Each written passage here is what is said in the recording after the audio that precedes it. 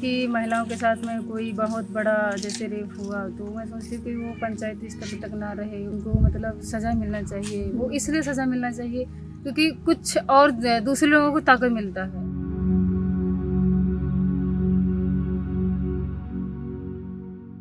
UP के सबसे बड़े ज़िले लखीमपुर में थारू समुदाय के बीच में आई हुई हूँ। यहाँ पे यूपी पंचायत के दूसरे चरण का चुनाव होना है और हमारे साथ थारू समुदाय की जो यहाँ पे 3 महिला प्रत्याशी चुनाव लड़ रही हैं। एक सूड़ा गांव की है, ग्राम पंचायत की हैं, दूसरी बूढ़ा और तीसरी सुरमा ग्राम पंचायत की।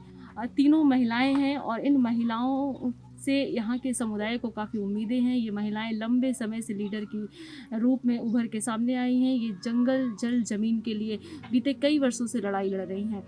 हम बात करते हैं कि ये किस सोच के साथ इस चुनाव में आगे आ रही हैं और सबसे ख़ास बात इन महिलाओं में जो हमने देखी है, हम पिछले 2-3 दिनों से हम और हमारे सहयोगी मोहित शुक्ला जी यहाँ पे थारू समुदाय में घूम रहे हैं। थारू समुदाय के जीवन को, उनकी मुश्किलों को समझने की कोशिश कर रहे हैं।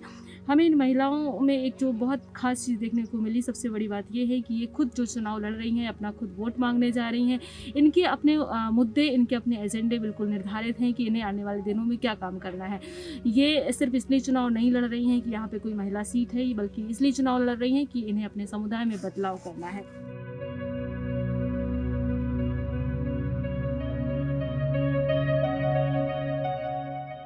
मैं जो इस सरपंच भी उठ रही हूँ तो मैं चाहती हूँ कि जो लेडीज़ों को ज़्यादा मुद्दा है, जो लेडीज़ों के बारे में कुछ सुनते नहीं है, मतलब जो इनकी सुनवाई कम होती है, तो मुझे लगता है कि अगर मैं उसमें सरपंच में अगर जीत भी गई तो इनका मुद्दा भी काफ़ी अच्छा सुनूंगी और जो वन अधिकार का जो अभी मैं काम कर रही हूँ तो उसमें कुछ ज़्यादा अच्छा मुझे सहूलियत मिलेगी और मतलब काम भी कर पाऊँगी उनके लिए और उनका ज़्यादा सपोर्ट में वो लोग अगर करेंगे तो ज़्यादा उनके और महिला मुद्दों पे किस तरह से आप काम करना चाह रहे महिलाओं का मैं ये सोच रही हूँ कि जैसे कि महिलाओं के साथ में कोई रेप हुआ तो मैं सोचती हूँ कि वो पंचायती स्तर तक ना रहे, उनको जो लोग गलत करते हैं अगर उनको हम सज़ा नहीं देते, जैसे गांव में सरपंच लोग 4 लोग बैठे और यहीं पे निपटारा कर दी तो दूसरों को ताकत मिलता कि यहाँ क्या है, पैसे दो और छूट जाओ। तो इस केसेस को लेकर, महिलाओं को लेकर काफ़ी शोषण हो रहा है, तो एक तो ये मुद्दा है।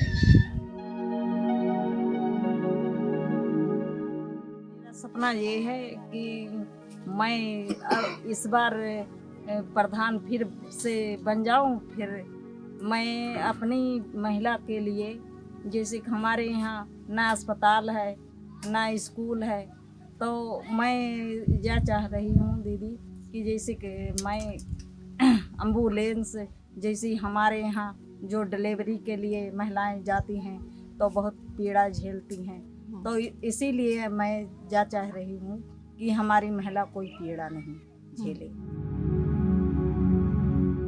हम इस बार चुनाव खड़े भए हैं कि हमारी महिला, हमारी बहन और हमारी दीदी हमको चुना है कि तुम हमारे अधिकार के लिए बाहर जाते हो, तो इस बार हम आपको चुनाव में खड़े करेंगे। तो उनका बल पाके हमारा एक सपना है जी।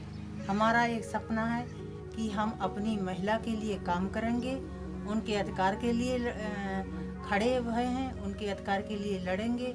और या चाहे अस्पताल हो, चाहे बड़ी स्कूल हो, हमारे क्षेत्र में नहीं है, उसको हम लाने की कोशिश करेंगे और सभी लोग हमारे साथ रहेंगे तो हम कर पाएंगे।